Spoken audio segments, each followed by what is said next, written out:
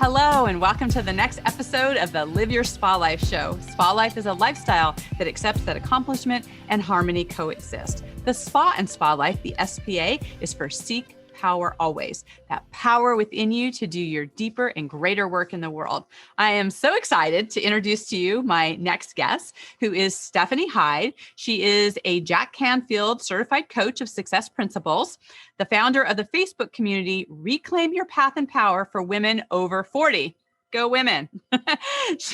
She helps women who have compromised their own happiness to make sure everyone else is okay and happy, right? To get unstuck, clear on their path, and ready for the next adventure. She understands how hard it can be for women to do it all, and she's on a mission to help women connect and support each other. Now, Stephanie has had her own share of bullying from women and wants to help women connect, support, and lift each other because she believes together we are stronger. Stephanie, welcome to the show. Thank you so much, Diane. It's just a pleasure to be here. This is so good. I love these kind of conversations. I'd love to hear what your experience of bullying has been. Oy.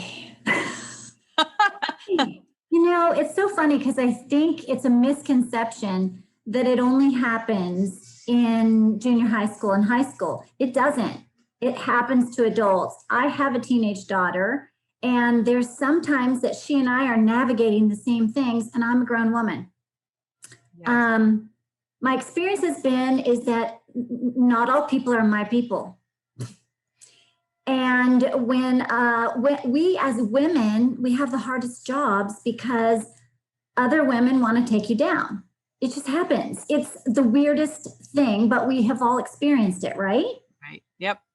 Definitely. And in a work environment, I've been bullied. I've been bullied where people won't share information as a team.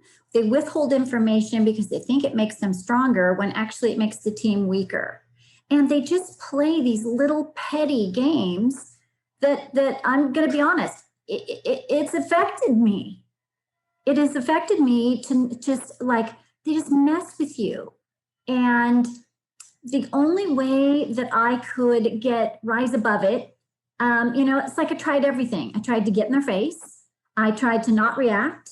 I tried to just get through it.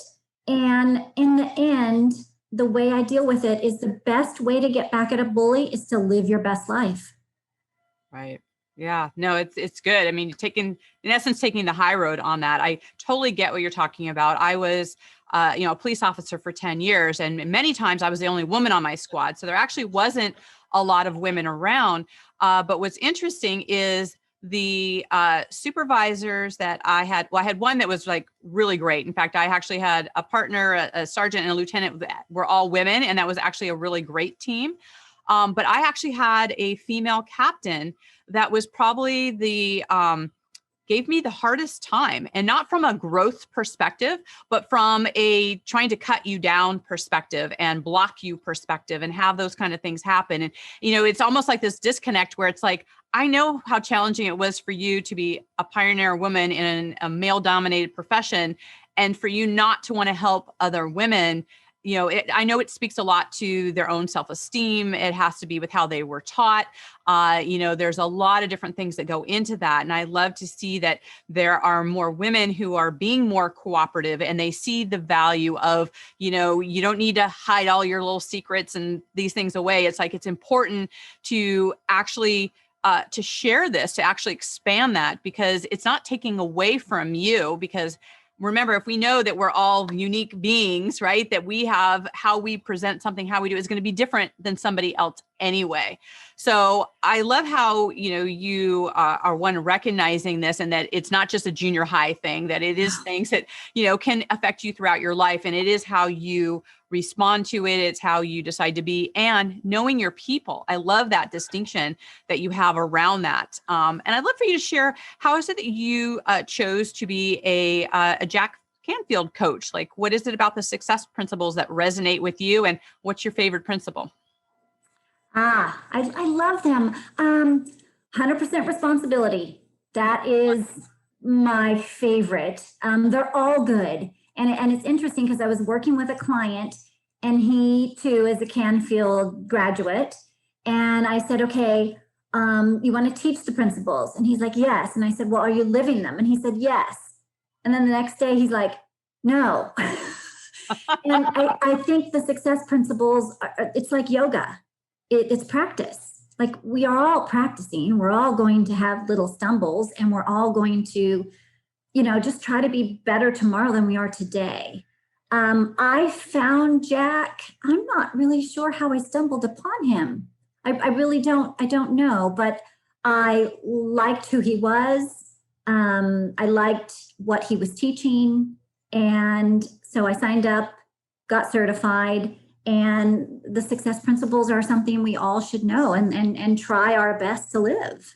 Ah, so good. I first met Jack back in 2006 with one of my mentors, Jim Bunch, and he had created the Ultimate Game of Life. And so they had partnered in some of our live events that we did. Jack spoke about the principles and were there. So one of the things I do love about the success principles is that they seem very simple, but like you said, asking people, are they living them and what that looks like? And especially like the second one is be clear why you're here. And I think sometimes that can seem very obvious or, we should know that, right? But the thing about being clear about it, because there's a lot of things we can do, but what is your path to do and step forward. What do you find in terms of people that you've been coaching with and connecting with? How clear are they on why they're here? And if they don't know, how are you helping them get there? Oh my gosh, there's so much that you just said there. So being clear why you're here, it changes. It really changes. I'm level 55 now. At level 21, it was totally different why I was here, right? Because I think as we age, as we mature, as we grow, I think that our purpose changes. When I was younger, my number one goal still is, but the number one day-to-day goal was my daughter and making sure she has the tools to be a good person. She's a teenager now. So yes, I'm still there, but I have more time to pursue more things for me.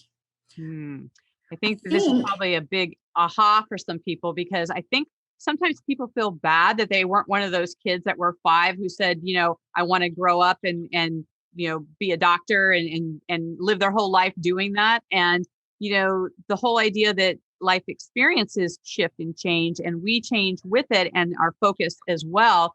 I think that there are some foundational things in terms of what our values are, and those carry through in that, and they can maybe shape our purpose. But giving yourself permission to know that can shift, to know, or certain things may actually reveal to you why you're here based on your life experiences. So do you find that people's things that are occurring for them, their experiences, shape part of how that changes why they're here? I do. I totally do. When you're 20 years old, it's all about you. It's all about whatever you want to do, whatever time of day, like you just do it. And then, I had a daughter later in life. And so when she was younger, like I had girlfriends that wanted to go out clubbing. Not great for you, not for me. My idea of a good time was Friday night watching Beauty and the Beast and playing Candyland. I was so happy with that. Now she's 16. She might watch Beauty and the Beast, but she's not into Candyland. So, it just changes. And I think what we have to really, really pay attention to is what makes us happy at any given time. And whatever that is, that's what we should do more of. And I think we get a little lost along the way and we forget what really makes us happy. You bringing that up reminds me something that was really kind of a big aha for me was when someone had said that being happy is our natural state. Like there's always, we hear this like pursuit of happiness, or someday I'll be happy as soon as, this happens, or, I achieve a certain level of something. But if we really look at happiness as our natural state of being, that's just who we are, then there are things that can maybe increase our sense of satisfaction, or we may feel more joy, or we're happy to be with other people. But I think sometimes we will like project onto other people that, well, I want you to make me happy, right? That it can affect relationships and all that. But when you realize that happiness is your state of being and everything else affects that part of it, that has some big impacts on the decisions you're being and how you're showing up. Absolutely. And if you're not happy, those are clues. Yes. They're not, it's not bad. It's like, oh, my girlfriend will call me and say, hey, let's go shopping and to lunch. No, thanks. To go walk around a mall for hours and hours, that doesn't make me happy. Right. So if we listen to them and we honor them, the clues of the unhappiness or I don't want to, those are the things we need to listen to if we want to stay happy. Absolutely. And they're supposed to let us know. Yes. Yes. Well, and, we want to be able to design our life, right? To design how it is, not live by default. So what are some of the things that you do to consciously create the life that you want to live? I listen, I quiet down, I listen. And one of the things that I've done, and I've been stuck, I've been off path. And what happened for me is that when you're treading water and just getting through your life, there's no time to dream. It's not. You're on that little hamster wheel of life. And when you're going that fast, it's not productive for you. You have to slow down and you have to listen, and you have to listen to your own soul's desire, and you have to hear what your inner message is in order to live your best life. So for me, it's really listening to what I want and what makes me happy. Mm-hmm. I know you also talk about having fun, right? And I think that gets overlooked a lot, because we can get so wrapped up into the to-do of, this, right? And sometimes like, oh, I forgot to have fun in my life, or I forgot to, really focus that. So talk about how fun has sprinkled into your life. It's everything. If we have fun, we can get more done. If we have fun, like we're in a good frame of mind, we're happy, it's contagious, we affect other people, it's everything. And I know that when I coach clients, life is stressful, life is hard. And sometimes you'll get so caught up in your head, like this is so hard. And I'm like, yes, but it can be fun. And so if you really take the time and sprinkle in fun throughout your day, just whatever it is, and it's going to be different for other people. I'm goofy, I'm silly. My daughter and I do goofy things out in the world all the time. We'll go to Trader Joe's and we'll speak a secret language, and we'll speak it to the checker and just mess with them. And it always turns out good. Then if they say, well, I don't understand your language, or I don't know what you're saying. And then I say, well, how about I speak English? They start laughing because we added a little brightness and a little sunshine to their day. I just try to do that, just taking the time. Now I've been the opposite, where I've had so much to do and I've been at the grocery, get out of my way. I'm busy, get out of my way.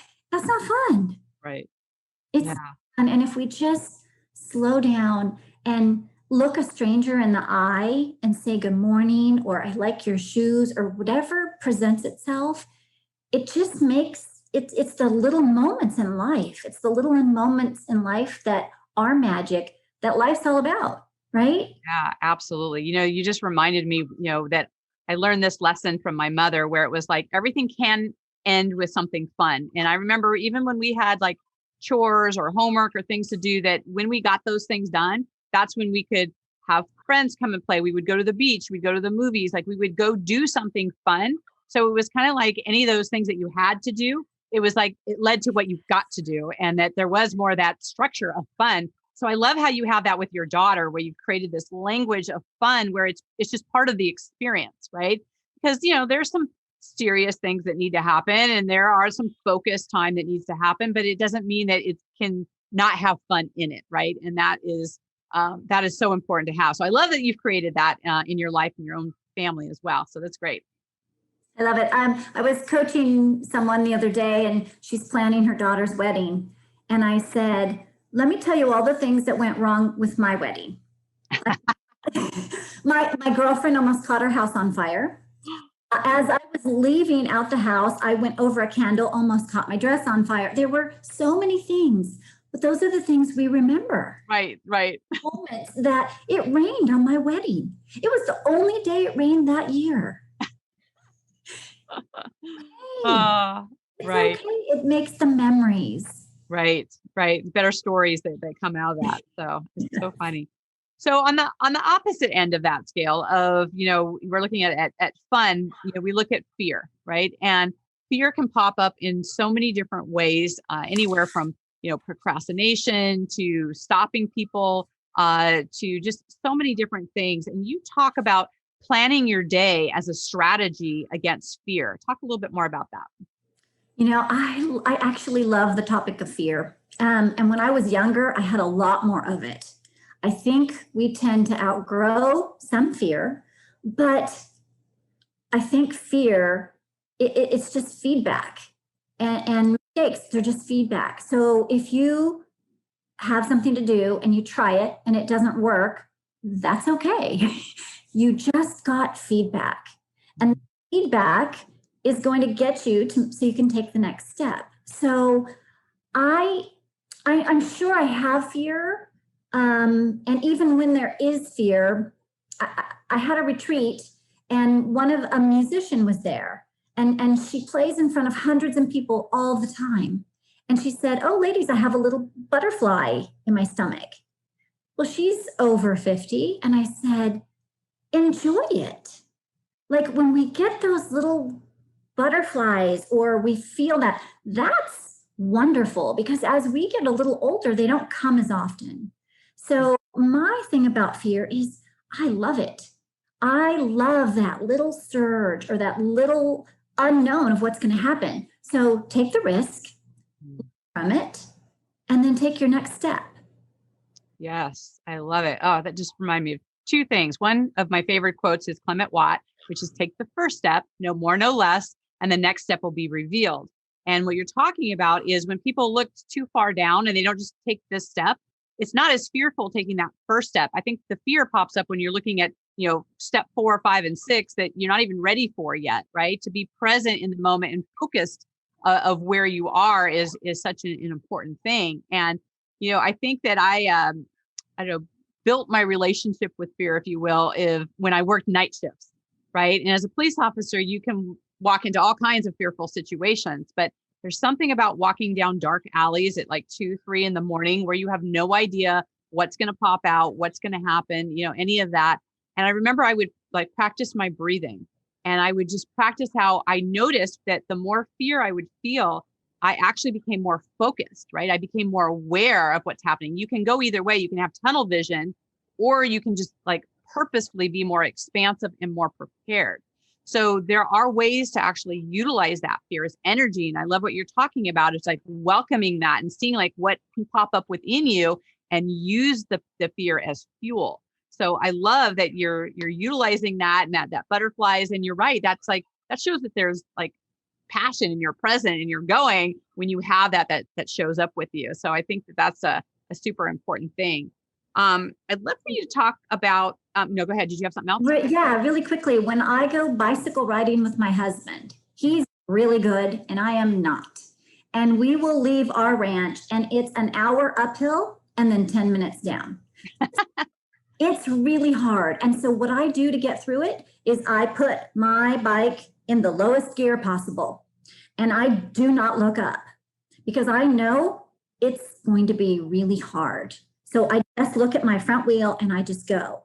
And I just go and I don't look up and I don't look up and I can just keep going. And then I'm not intimidated by how hard we still have to climb or how much further we have to go. I just know that if I just keep looking down, I'll just keep making progress and I'll get there. And when I get there, we get to the top of Whitaker Peak and I'm like, holy cow, there's not many people that can do this. Yes. What a great strategy, and a great visual of just look at just that first step, just keep going, just keep rolling. Cause it's kind of if you've ever been on a roller coaster or, you've been at something that really high and you look down and it's don't look down, right?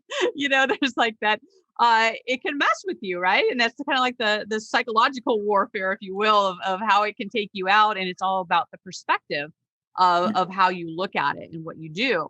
And hopefully we're learning from things. And so one of the things is that I love to share on the show is the journey, right? So what is something that you have felt disempowered by that was challenging for you? And then how did you get on the other side to be more powerful? Ooh, that's a good one. So, I started my career in corporate America and I loved it very much. I really did. I worked for some amazing companies and then I got married and I found myself on a ranch in the middle of nowhere. And we had a baby and started a business and I got laid off. There was just all these things that just kind of hit me and I got lost. I got off path. I didn't know what my next step was. And so I worked with my husband and I love what he does, but it wasn't my passion. But I did it so that I could be home with my daughter, still working and not have to go into a corporate job 2 hours away with a long drive. So that was a struggle for me, but I made the decision because that was my number one priority at the time. And after that, I had to figure out, okay, what am I going to do? What is my purpose? What is my passion? And how am I going to do that? So figuring all this out, that was a challenge. And the bullying was a huge challenge, but it was all part of it. It was all part of what I had to go through to get to the clarity. Mm-hmm. Yeah, so important. I love that because isn't it interesting where things can be so challenging, especially in something like bullying while you're doing it. But when you can get to the other side of it, now you have all these tools that when you're coaching people and you're consulting and you're talking with them, you then go, okay, I got this because, it may not be the exact same for each person, but you at least have, hey, these are some things that we can try. These are some things that we can look at because you've already been through that. And I love how our experiences, I love, what do you say, level 55, right? These wisdom buildings that happen for us. And as we build that wisdom and that life experience, we can share that path. And this is where it's like, this is the opposite of that bullying, right? The bullying where they were like keeping information away and they weren't supporting and doing. But then, when you become more wise and you become more open and you want to have this more, you mentioned, stronger together, when you're sharing those experiences, it's like, I love the analogy of, like all boats rise together, right? Yes. And it's just a beautiful analogy to be able to have that. And you talked about different things that happen in your life. And I was just looking, one of the things that I love to ask my guests is that because we have different experiences in our home, right? Different times in our life. And for right now in your life, you experience things different in your bedroom versus your kitchen or your family room or your office. What's your favorite room in your home and why? Oh, that's such a fun question. So I am going to say two rooms. One is actually right here, and I am kind of in the kitchen, but in front of me is a sliding glass door that leads to the outside, and there's a swimming pool there. And I love the energy of the swimming pool. And it's why I'm not working in my office. I know it's crazy, but the office is around the corner and it's walls and a window, and I can't see the pool. And beyond the pool is a beautiful view of the mountains. And so it brings me really good energy. I just love sitting here. My husband's like, why don't you go to the office? Because I like the view. So that's one. And plus, this is the middle of where we all live. It's like the kitchen and the family room. It's like where we live. Family intersection. Yep. Second place is my bathroom. And it's so funny. I love the tile. I love that it's big. It's the biggest bathroom I've ever had. It's just pretty. And it kind of gives me a hug when I walk in there. It's just a little hug. I love it. That's so great. This is one of my favorite questions because I get so many different answers and how people experience their life and what they create in their space and what brings them that happiness and joy and what that actually looks like. And, when I first retired from the police department, in part of my coaching, I would help people in their physical environments and like getting rid of clutter and making sure and Yes. choices. And one of the things that was so great was, getting that dream, right? We talked about making plans, about deciding. You actually get to decide what you want each room to be in your home. And I had several clients that actually chose the master bedroom to be their office because it had the best view and the most light and the most things in it. Whereas most people pick like the smallest, darkest, dankest, basement room for their office, and they're expecting expansion and wonderful things to be happening out of there. So it's just kind of interesting that we have a choice in how we live and what we assign to these different places. So it's just kind of a fun experiment, if you will, just to kind of see like what people choose and what they're doing in their life. So I think it's super important to have intentionality about what we're up to and what we're here to do. So it's great. So good. Good. So I know that our listeners are going to want to stay in contact with you. How can they do that? Oh, thank you. Thank you. So I have a community on Facebook. It is called Reclaim Your Path and Power, and it is for women over 40.